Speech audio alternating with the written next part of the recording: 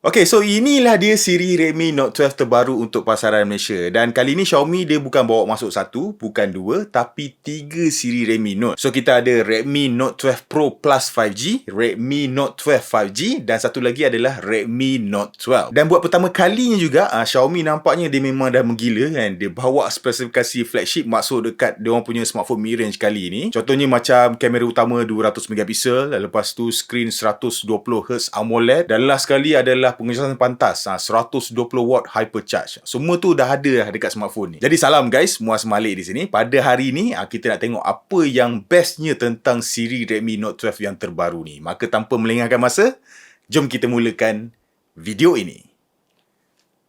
Let's go.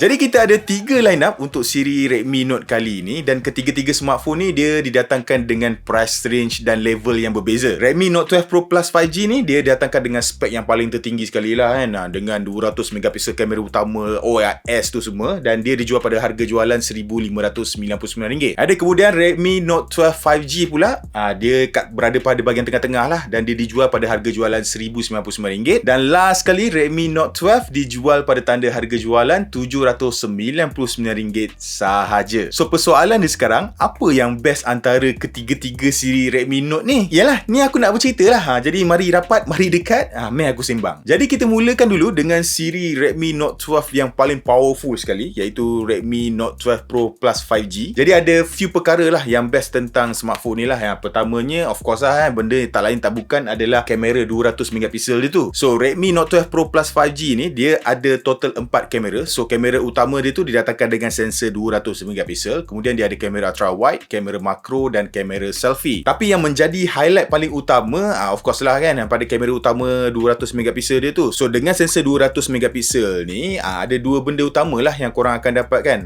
Pertama, korang akan dapat sharpness yang memang super duper tinggi, dan kemudian yang kedua, korang akan dapat lah kebolehan untuk crop tanpa hilang details lah pada gambar yang korang ambil tu. Dan apa yang menariknya lagi, kalau sebelum ni sensor 200 megapiksel ni hanya korang boleh dapat pada smartphone flagship je lah tapi sekarang dah lain dah. Xiaomi dia dah bawa masuk sensor ni pada line up upper mid range dia orang. Tu belum aku cerita pasal optical image stabilization OIS dan Xiaomi punya AI image solution tu lagi. Sebab dengan adanya fungsi OIS ni, Redmi Note 12 Pro Plus 5G ni pun dia memang nampaklah berjaya untuk improve dengan banyak untuk low light fotografi. So apa yang aku perasan, gambar tu memang nampak stable and tajam lah kan bila kita ambil pada waktu malam tu. Dan AI image solution Xiaomi ni pun nampak memang semakin lama semakin pintar lah kan untuk detect scene, dan kemudian dia menambah baiklah gambar tu dengan bantuan computational photography. So semua gambar yang korang tengok yang aku tunjuk ni, semua ni aku aktifkan fungsi AI tu. Ada kemudian pada kamera app ni juga dia ada macam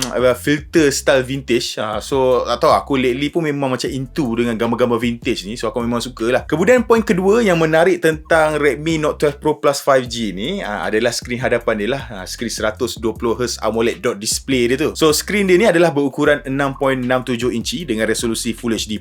Dia juga mempunyai color gamut yang memang luas kan, DCI-P3 tu semua. Ada kemudian dia punya brightness level pun memang tinggi, dia support Dolby Vision. Kemudian untuk protection screen dia menggunakan Gorilla Glass 5, dan pada bahagian skrin hadapan dia tu, korang boleh nampak juga yang mana dia didatangkan dengan bezel yang symmetrical. So dia punya size bezel dia tu sama je kan throughout dia punya the whole screen. Lepas tu aku lupa nak bagi tahu juga yang mana Redmi Note 12 Pro Plus 5G ni turut didatangkan dengan setup stereo speaker. So bila stereo speaker ni digabungkan dengan skrin 120Hz AMOLED dia tu, memang best gila lah kalau korang layan apa-apa konten dekat skrin dia ni. Lepas tu poin yang seterusnya, Redmi Note 12 Pro Plus 5G ni dia menggunakan chip pemprosesan yang cukup baik, iaitu MediaTek Dimensity 1080. Bagi aku chip ni memang cukup berkuasa lah untuk jalankan segala jenis tugas pada smartphone ni, termasuklah kalau korang nak gaming tu semua. Dan dengan penggunaan chip ni juga, dia mampulah untuk enablekan penggunaan rangkaian 5G. Sebab tu dia ada nama 5G dekat belakang dia tu. Dan poin yang keempat, poin yang terakhir yang best berkenaan dengan Redmi Note 12 Pro Plus 5G ni, aku rasa tak lain tak bukan adalah berkenaan dengan sistem pengecasan dia. Yang mana kali ni Xiaomi bawakan juga teknologi Smart 120W Hypercharge dengan penggunaan chip Surge P1 tu. So korang cuba bayangkan smartphone Redmi ni didatangkan dengan kapasiti bateri 5000 mAh. So let's say lah bateri habis dengan menggunakan added adapter 120W tu, yang mana dia dibekalkan secara percuma dalam kotak, kena bagi tahu tu. So dengan menggunakan adapter 120W tu, dia mampu untuk full charge daripada 0 hingga 100% dalam masa 19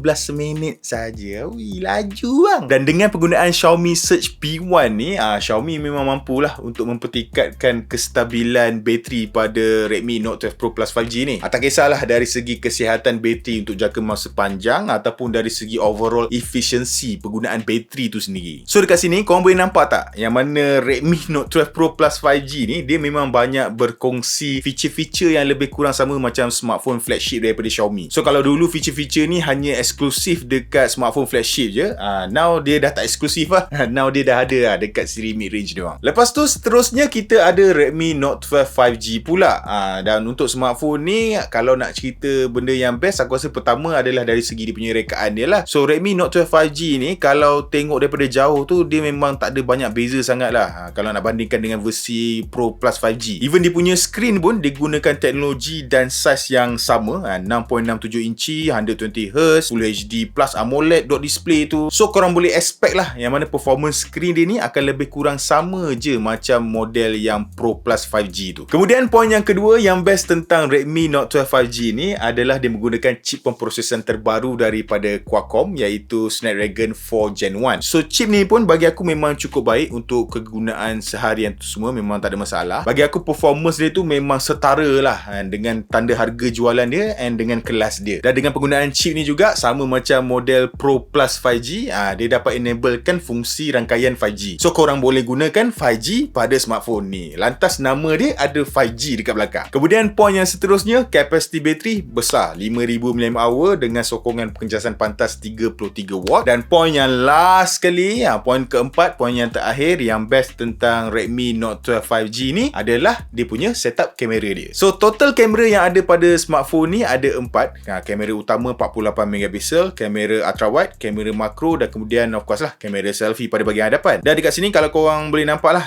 ini adalah contoh-contoh gambar yang aku sempat ambil menggunakan kamera Redmi Note 12 5G ni. Dan secara overall for the price, nothing much to complain lah. Set kamera yang ada pada Redmi Note 12 5G ni bagi aku dia memang mampu untuk deliver dengan jayanya. Dan last kali kita ada Redmi Note 12. Jadi pada tanda harga jualan RM799, Redmi Note 12 ni adalah yang paling rahmah sekali lah kan antara ketiga-tiga siri ni. So untuk video ni, kalau kau perasan, aku tak ada Redmi Note 12 tu dekat tangan aku. So aku tak boleh nak tunjuk lah kat korang. Tapi kalau nak cerita benda yang best tentang Redmi Note 12 ni, pertama dia punya skrin hadapan dia sama juga macam yang lain, 6.67 inci, 120Hz AMOLED. Bagi aku memang sangat susah lah kan untuk dapatkan spek yang macam ni, spek skrin yang macam ni pada tanda harga jualan yang macam tu. Lepas tu dia punya chip pemprosesan dia menggunakan Qualcomm Snapdragon 685. Kapasiti bateri 5000 mAh dengan pengecasan pantas 33W. Dan last sekali setup triple kamera pada bahagian belakang dengan kamera utama bersaiz 50MP. So basically aku rasa itulah poin menarik tentang Redmi Note 12. Poin satu lagi aku lupa nak beritahu yang mana ketiga-tiga smartphone yang aku cerita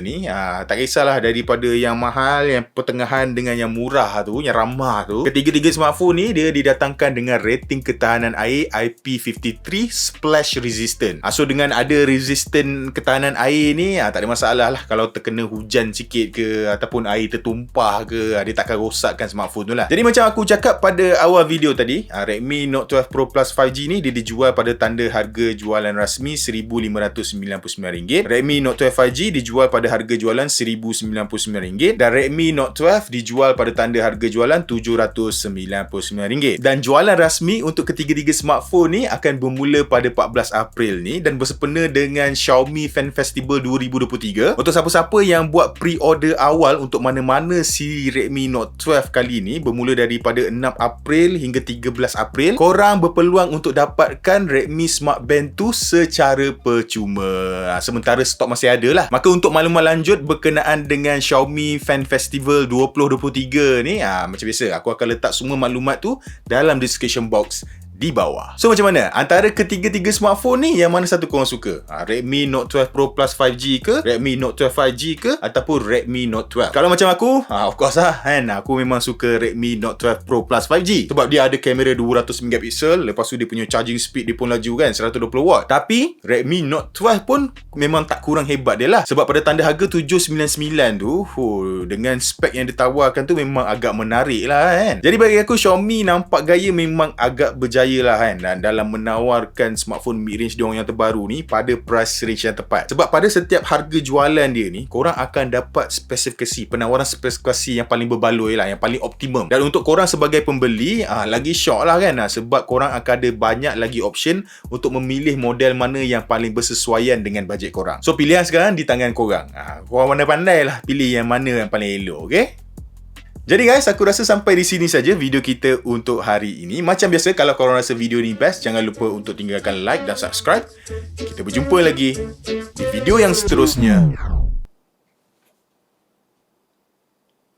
Bye-bye.